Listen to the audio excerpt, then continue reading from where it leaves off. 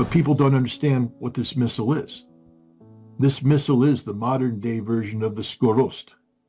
You see, the Russians are building a missile that can be pushed forward and be ready to preempt Dark Eagle, our intermediate missile. The Russians just put the Mark 41 Aegis Ashore on notice in Poland. That is a target. The target that will destroy it is this. Look at what this was. This is a missile that makes use of not the YARS, which is what the Rubiej, the RS-26, which this is derived from, used the YARS first stage.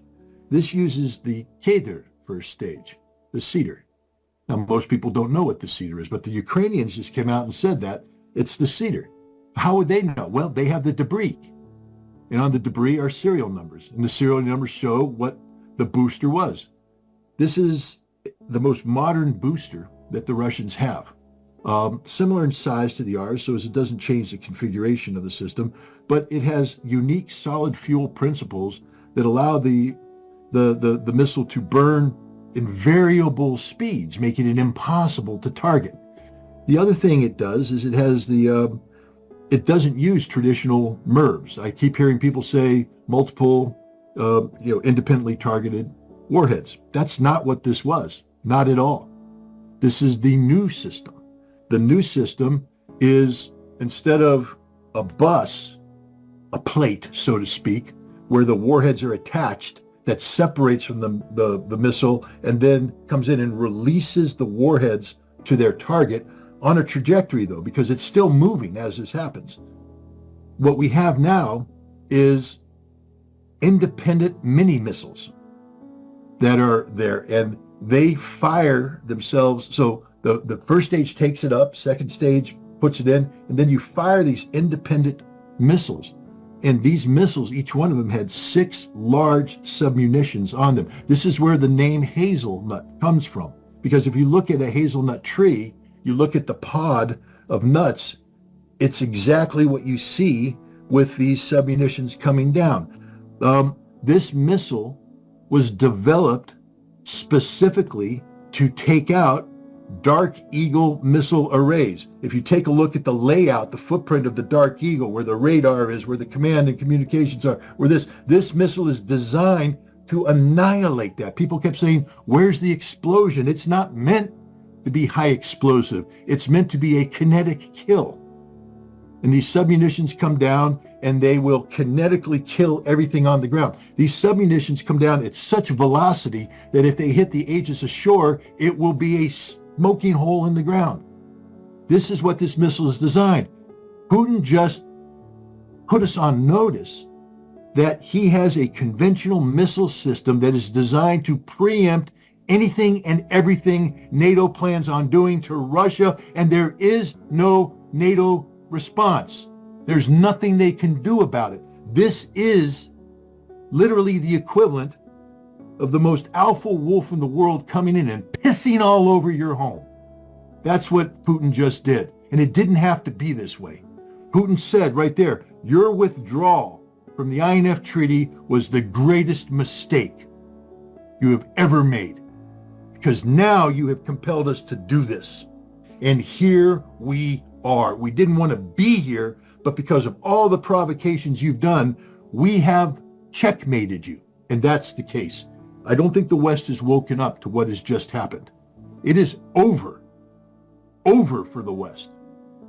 The only thing we can do is nuclear war. And sadly, we have somebody who believes that we can have a nuclear exchange. I just, again, want to have people reflect on what that means. It means the Biden administration is ready to sacrifice 100 million Americans for Ukraine. The Biden administration is ready to sacrifice 100 million Americans for Ukraine. Russia has released video threatening to missile strike every single major city in Europe. And this is taken so seriously that many news outlets are wondering if we're going to World War III. The Russian Orsnik missiles can hit every single major city in less than 20 minutes. These mobile missiles travel 8,000 miles per hour. If you can possibly imagine it, that's actually a little bit more than 2 miles per second. That's how fast these things are. And yes, they can carry nuclear weapons. And that's why this is taken so serious. But why is this all happening? This is all happening because of the decision-making of our president, Joe Biden. Actually, Joe Biden's asleep. Secretary of State Antony Blinken is really making all decisions. He's a dual citizenship. His real boss, Benjamin Netanyahu, keeps pushing all this because it's to Netanyahu's favor. The puppet Biden is only going to be in office for 2 more months. And the next president has already laid the groundwork for peace negotiations and the war is going to be over. So now he's pushing the war machine on overdrive. Within a day of his party's loss, he's sending $6 billion to Ukraine, $5.2 billion in aircraft to Israel, and they're pushing and instigating as much as possible because they only have 2 months to do it. And this is just the beginning. It's going to get worse. This is Zechariah 14 and 12. And this shall be the plague wherewith Yahweh Bashim Yahshai will smite all the people that have fought against Jerusalem. Their flesh shall consume away, while they stand upon their feet, and their eyes shall consume away in their holes, and their tongues shall consume away in their mouths. Kahala Yahweh B'Hashem Yahshai, B'Hashem Ruach, which are the true Hebrew names of the Most High Father, which in Hebrew means He is, and Yahweh Shai, which is in Hebrew He is salvation, He delivers. Double honors my teachers, the apostles and elders of Great Millstone. Peace and mercy to the elect, with the house of David reborn again in this generation. And shalom to the 1/3 Yasharallah, who today were known as the Negroes, Latinos, and Native Americans, who before losing our true heritage, we were known as, and still are, the true Hebrew Israelites of the Holy Bible. So as we just watched in these 2 videos, Russia, now that they've been provoked into retaliating against the attacks that were made upon them by Ukraine through the help of America and also the NATO forces, which in the Bible America is referred to as the Whore of Babylon, which rides upon the beast being NATO. Okay, and well, now Russia, who is known as Gog in the Bible, G-O-G, they are now retaliating, and they're showing the world the weaponry that they have developed. Now, as the people in these videos showed, what they have is far superior than what the American and NATO forces possess. There is no active defensive system that could fight against, or should I say defend against, these Russian systems that they've developed. Okay, so for the most part, Russia has checkmated America and the NATO forces. And this is to fulfill prophecy, right? Because what does prophecy say? Well, is this what I just read in Zechariah? That the Lord will ultimately bring the plague of the ICBM nuclear weapons, missiles, upon the Western nations, okay? The nations which had the hand of taking down the Negro, Latino, Native Americans, right? And enslaving us and keeping us in captivity, even till this day, right? That's what it means here where it says the people who have fought against Jerusalem. This isn't talking about the physical place known as Jerusalem. It's talking about the people known as Jerusalem, or in Hebrew, Yasharallah, okay? Jerusalem, okay? The city of peace, okay? We are the city of peace. We're you know, Israel is going to make up the new leaders of the next world that's to come, right? With the Messiah at the helm of it. Then you're going to have our King David. Then you're going to have us Israelites, okay? And we're going to be the rulers of the world, right? And we're going to be that city of peace. Now, the Lord, like it says here, He's going to bring this, what He refers to as a plague, upon these people, okay? And when you read this is basically showing what would happen if you were to stand in the nuclear fire that comes from these blasts.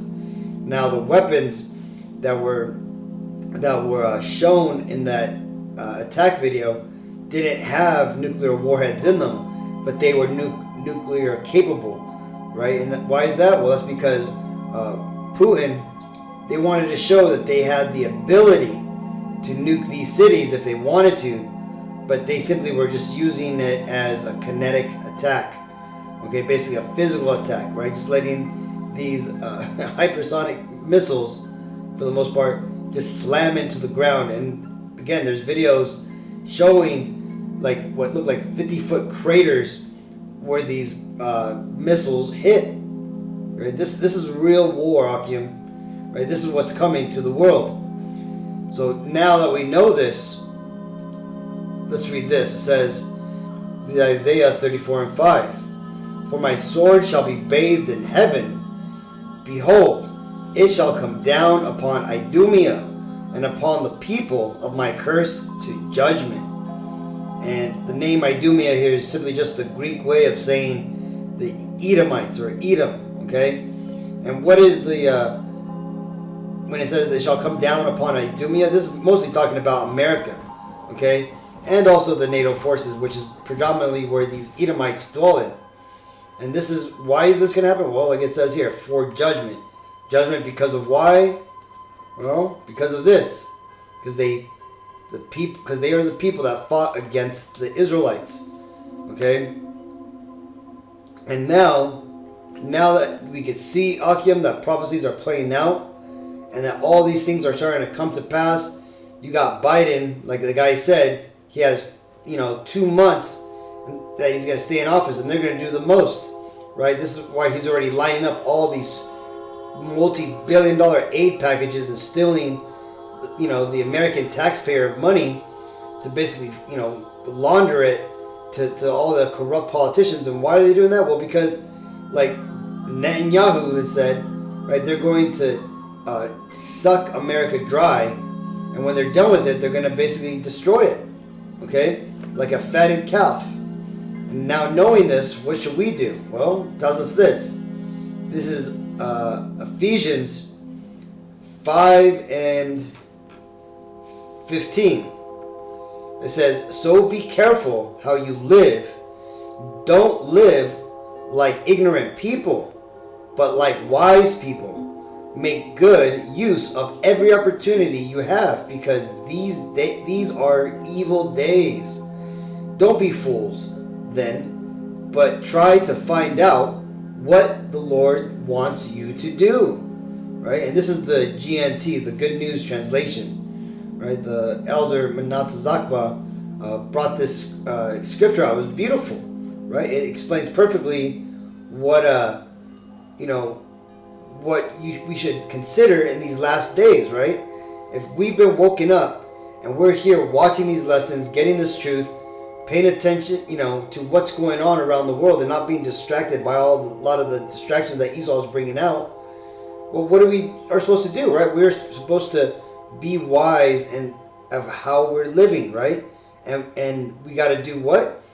Try to find out what the Lord wants you to do. Well, what does the Lord want us to do, Akim? Well, let's go ahead and jump to Deuteronomy 10 and 12, because it tells us exactly what the Lord wants us Israelites to do. Okay? Deuteronomy 10 and 12. And now Israel, this is talking about the Negro Latino Native Americans, not the state of Israel, right? And now Israel, what doth Yahweh Bashem El-Shai, thy power, require of thee?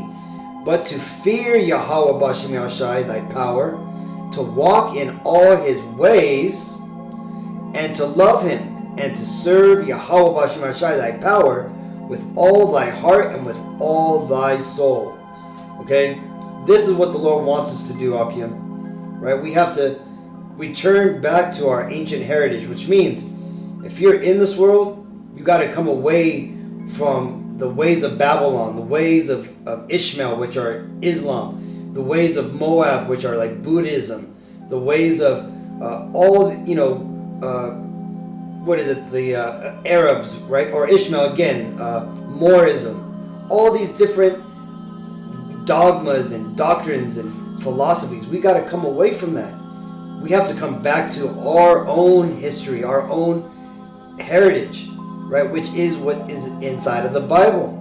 We have to learn it and live it. And in doing so, we're going to love it. Because why? Because we are the Israelites. And again, if you're not into this, then this either means that, one, you're not an Israelite, right? You're either a tear or you're just part of the 2/3. But again, if you're watching these lessons, you're paying attention, then you're more than likely going to be part of the elect, the Israelites who are going to strive to please the Lord. Because what does the scripture say, right? They that love the Lord will not disobey. Okay, so again, what does this mean? Like I said, we have to come back to our heritage and live as we used to in the ancient days. Live as Israelites because we are the Israelites. That means doing things as simple as following the 10 Commandments, right? We should all know what the 10 Commandments are. Now, yes, there's 613 laws in the Bible, but we're not commanded to, to live by those 613 laws flawlessly. We're to keep them as best as possible because we are currently in our captivity, right? We cannot keep the laws to 100%. Not here. And again, a lot of those laws, by the way, applies to the Levites, right, in the order of the priesthood. So that being said, remember, stick to the 10 Commandments, and then all these other laws of the not eating, pork, not eating shrimp, not celebrating, these holidays, like all these things you should not be participating in if it doesn't have to do with the Bible, right? And then keep watching these lessons, keep learning, keep investigating, keep digging up this truth, and just get more of it into you. And this way you could take it in, and you could understand it, and you could live it. And hence you're fulfilling what the Lord wants us to do, right? To love Him with all our heart and to walk in His ways. So hopefully this video was edifying. Until next time, I want to give all honor and glory and praises to Yahweh B'Hashem Yahshai B'Hashem Ruach Kodash. Shalom.